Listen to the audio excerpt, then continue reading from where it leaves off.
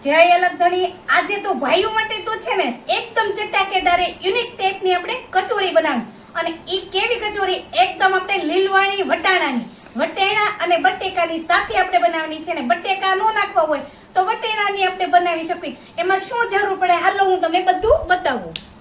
આ બટેકાનો માવો લઈ લીધો છે આ ચાટ મસાલો લીંબુ આદુ લસણની પેસ્ટ આ લીલું લસણ અને આ આપણે છે ને વટાણાને ક્રશ કરી લીધા છે મીઠું અને સૂકા ધાણા નાખવાના અને રેગ્યુલર આપણે મસાલા બધા આપણે એક લઈ લીધી પેન ને એમાં નાખી દેવી આપણે તેલ થવા દેવી ગરમ તેલ થઈ ગયું ગરમ હવે અડધી ચમચી હિંગ અને આદુની અને મરચાની પેસ્ટ અને હવે નાખી દેવી આપણે વટાણાની અને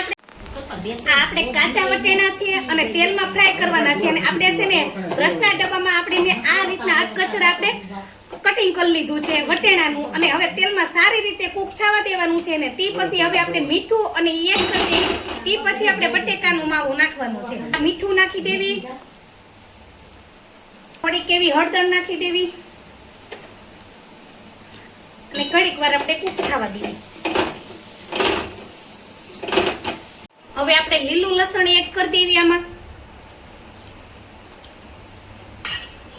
હવે આપણે થોડીક ખાંડ એડ કરી દેવી ખાટી મીઠી કસોરી હોય તો ખાવામાં બહુ મજા આવે લીંબુનો રસ એડ કરી દેવી આ જોરદાર આપણે કસોરી બને તમે એક વખત જરૂરથી આ ટ્રાય કરજો આ કસોરી એટલી સુપર ટેસ્ટી બને છે ખાવામાં આ હાવ યુનિક રેસીપી મેં લીધી છે બનાવવામાં હવે વટાણા સારી રીતે કૂક થઈ ગયા છે અધકચરા જેવા સરસ મજાના તમે જોઈ શકો છો સરસ મજાનું ચોપિંગ થઈ ગયું છે આપણે હવે બટેકાનો આપણે માવો એડ કરી દેવી એમાં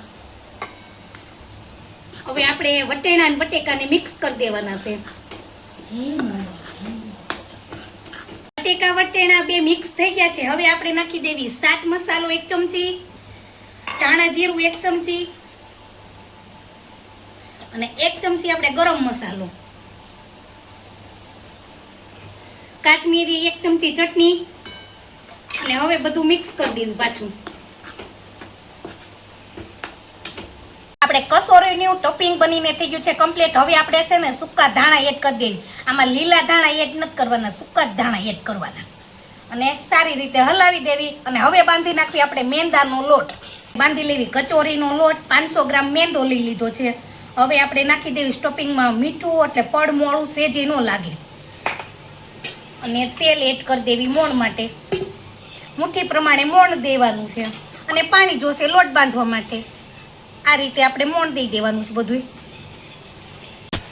આ રીતનું આપણે મોણ દેવાનું જો આમ કરવી ને એટલે મુઠ્ઠી વળી જાય ને આમ કરો ને એટલે છૂટી પડી જાય હવે થોડું થોડું પાણી એડ કરતા જાવી અને કડક કે નરમ એ રીતનું આપણે લોટ બાંધી દેવાનો છે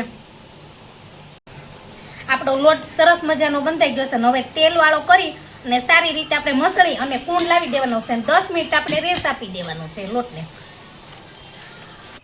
આપણે આ રીતનો પૂરીનો લુવો લઈ લેવાનો છે મીડિયમ સાઈઝનો અને પછી આપણે આ રીતની મીડિયમ સાઈઝની પૂરી વણી નાખવાની છે જાડી ને પતલી ને એ રીતની આપણે પૂરી વણવાની છે આપણે પૂરી વણાઈ ગઈ છે નથી વણી મેં જાડી કે નથી વણી પતલી આ રીતનું આપણે પડ વણવાનું છે અને તે પછી આપણે બોર્ડર ઉપર ફરતું પાણી લગાવી દેવાનું છે પહેલા અને તે પછી આપણે બટેકાનું ટોપિંગ ભરી દેવાનું છે વટાણા બટેકાનું કર્યું હતું અને આ રીતે પછી આપણે પડ વાળી દેવાનું છે ચીપટી લગાવી અને આ છે ને ખુલવી ન જોવે ખાસ ધ્યાન રાખવાનું વાળવામાં આપણે પડ જો આ રીતનું પછી થાય ને